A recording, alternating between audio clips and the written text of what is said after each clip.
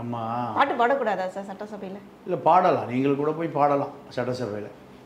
சட்டசபை என்பது கேட்குற கேள்விக்கு புள்ளி விவரங்களை மட்டும் சொல்லுகிற சபை தான் சட்டத்தை சொல்லுகிற சபை.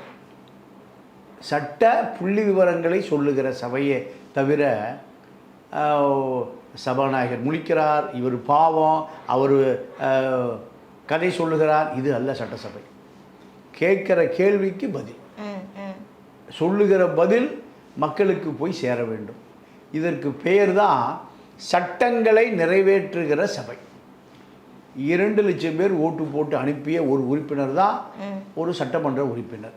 இந்த சட்டமன்ற உறுப்பினர் இன்னொரு சட்டமன்ற உறுப்பினர், ஒரு பதில் சொல்லுகிற சட்டமன்ற உறுப்பினர் அமைச்சராக இருக்கிறார். கேள்வி கேட்கிற சட்டமன்ற உறுப்பினர் சட்டமன்ற உறுப்பினராக மட்டும்தான் இருப்பார். ஒரு அமைச்சர்கிட்ட கேள்வி கேட்க மாட்டார். அப்போது மக்கள் 2 லட்சம் பேர் திரண்டு ஒவ்வொருத்தரும் கேள்வி கேட்க முடியாது.